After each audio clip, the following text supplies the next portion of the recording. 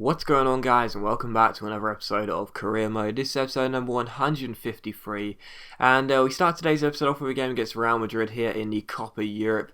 At the end of August here, of course. This is the one-game tournament, if you can call that, of the Champions League winners versus the Europa League winners of last season. And to be honest, we came into this game against Real Madrid, who of course would have won the Champions League last year. We won the Europa League. We came into this game against Real Madrid, and we weren't going to be considered the favourites in this game. We did know that, but to be honest, we have a very good side, and we did put out a strong side ourselves, a very strong side indeed. And there were a couple of players not in the first 11 that got into this game because, of course, we had a lot of fixtures in close congestion. We had a game on Tuesday night against Rosenborg in the qualifiers. Now we have this game on Friday. Then on Sunday we're taking on Watford in the league, and then we take on Notts County on Tuesday in the League Cup. So there's a very a lot of fixtures to fit into just a few days, really. So we came to this game against Real Madrid, didn't really know what to expect, to be honest. And the first chance would come in the 9th minute. Gutierrez struck it from a mile out, but unfortunately went harmlessly over Neuer's bar, and the score was still 0-0. And a few minutes after that, Gutierrez gets out muscled here by Ronaldo, and Cristiano Ronaldo goes through, but Courtois makes a good save. So Gutierrez involved in both chances early on there, but Ronaldo's shot was well saved there by Courtois, and it's still 0-0. In the 21st minute, once again, Gutierrez is out muscled by Ronaldo. He slides the ball through to Di Maria, and Di Maria makes it Real Madrid 1, Spurs 0. So Gutierrez not looking very good defensively in this game, and it's 1-0 to the Spanish Giants. So really good start for them. In the 23rd minute, another good chance would fall here as Carvajal plays the ball out wide to the goal scorer Di Maria. The Argentine gets the ball back into Carvajal. He swings it across towards Ronaldo. Great first time chest. Gutierrez is all at sea, but thankfully Ronaldo puts the ball into the side netting. So I was not having a good day with Gutierrez as centre back. Didn't know what I was doing when controlling him, but it's still 1-0 to Real Madrid. In the 27th minute, Draxler had a good chance to level the score for us, but unfortunately I chipped a half volley over the bar.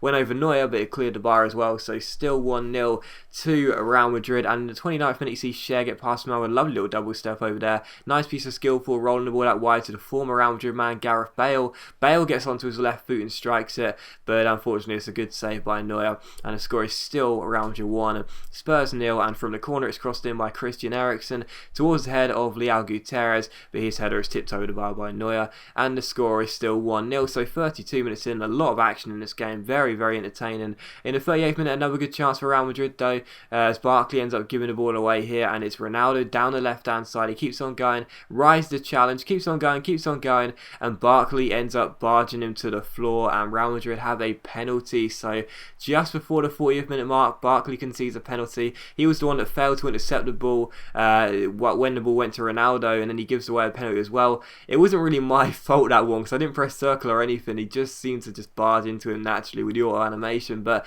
I'll take the blame, of course. There's a penalty for Real Madrid. Cristiano Ronaldo, ever so reliable from the spot, steps up. My penalty saving luck is absolutely dreadful, so when Ronaldo stepped up I thought he'd score, but thankfully for me, he hits the post, it hits the face of Courtois, and we just about managed to see the ball out because Real Madrid passed the ball around the edge of the area. But as you can see, I got so many bodies in front of that goal, I was not prepared to concede. Straight after Real Madrid missed a penalty, and eventually Gutierrez makes the tackle, and we get the ball away. So still Real Madrid 1, Spurs 0. That was it for the first half, and in the second half we need an early goal, and 13 minutes after the restart we got one. Draxler was played through, and it's a superb finish by the German to make it Real Madrid 1, Spurs 1. So we're back on level terms here, and very relieved as well, because all the pressure Real Madrid had, I thought for sure they'd at least score another chance, but thankfully they didn't, and it was 1-1 here. So back on level terms. In the 65th minute, a great chance for us to take the lead. Daniel Sturridge gets past Boateng here and plays the ball forward towards Julian Draxler. He rolls it off to Christian Eriksen. Eriksen is running clear 1-on-1, takes a shot with his 5-star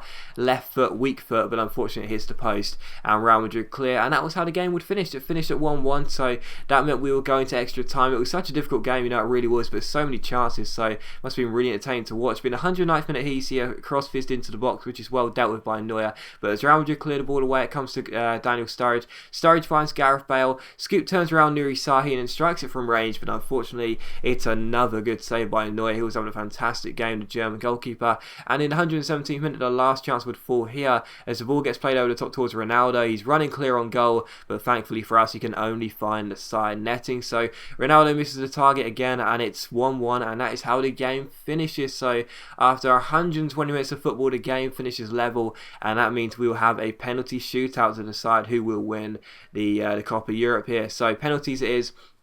First penalty will be taken by a former Spurs man, Luka Modric, and unfortunately he does score as well. Puts it past Courtois to make it 1-0 to Real Madrid. Then Fabian Schär would stand up for us, our centre-half, and it's a superb penalty as he finds the top corner. So I was desperate for my first piece of silverware here, and I was determined not to choke on penalties. Ronaldo, who missed a penalty in normal time, would then step up next, but unfortunately he does score despite Courtois diving the right way. He can't get any fingertips to it, and it's 2-1. Sturridge then steps up for us here against Neuer, and again, Neuer is sent the wrong way as Sturridge gets the goal. So 2-2, 100% from the penalty spot so far for both teams. When's it going to finish? Will it finish with Isco?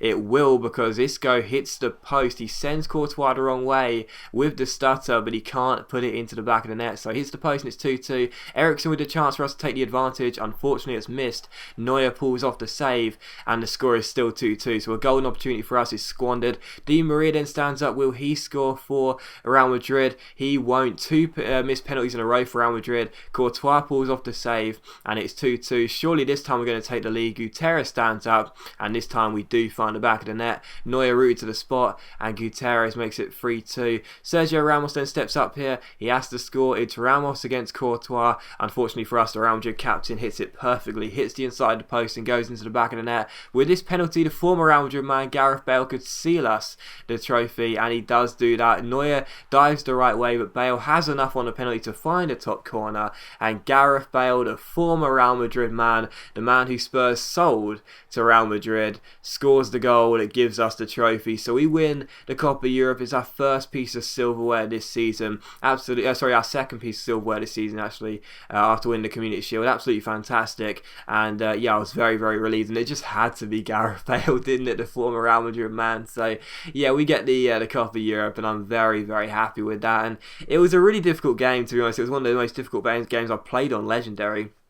You know, despite actually getting a draw and not a loss, it was still one of the most difficult games I played because Real Madrid had so many chances, and the fact they missed a target on so many occasions was just such a surprise to me, you know. So it was a really hard fought win, to be honest, but I'm just glad we did come through and end up claiming the trophy. And of course, our skipper at the moment, our first 11 skipper, if you will, Gareth Bale, lifts the trophy, and yes, we have indeed won our second piece of silverware this year. And it was just a show as well that the Champions League this year is going to be so tough for us. You know, it really is, because Daniel Levy, don't forget, wants us to win the Champions League, and we're going to be coming up against teams of the calibre of Real Madrid in this competition. Yes, we face fantastic teams in Europa League, such as PSG and Barcelona, but we're now going to be taking on really, really great teams on a regular basis. So to be taking on these sort of teams in order for us to win the Champions League is going to be a very difficult ask, and this game was just a show of how difficult it can be. And also apologies, I skipped the final celebrations there. I completely forgot about it and just pressed X accidentally. But anyway, after that we saw we got £1.7 million for winning the Copa Europe,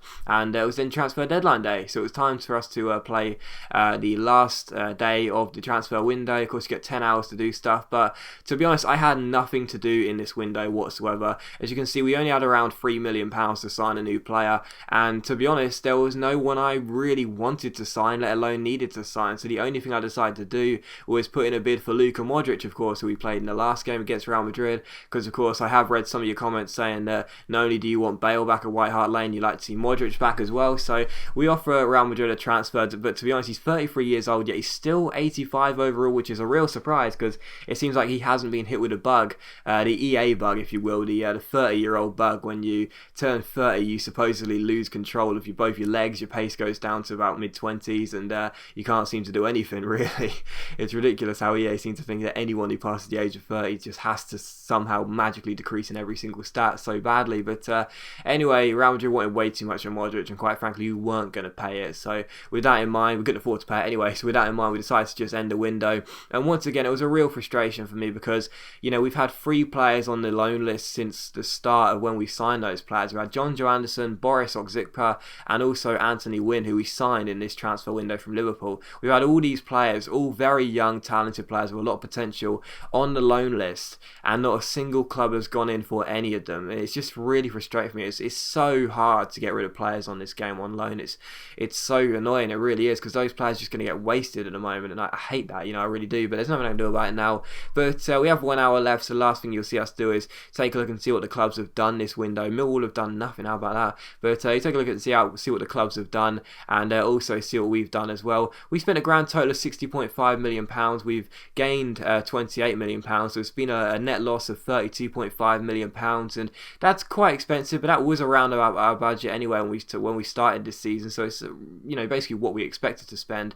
And the big moves of the transfer window were Bale to us for £39 million, Fernando from us to United for £27.5 million, and Alaba went from Munich to Atletico Madrid for £23 million. So that ended transfer deadline day, and that does indeed also end the episode. So as always, guys, big thank you for watching the video. I really hope you have enjoyed it. If you have enjoyed the episode, please leave likes, it's much appreciated, and it really does help my channel out, and it only takes a second to click that like button. And I will see you for another episode of Career Mode tomorrow afternoon.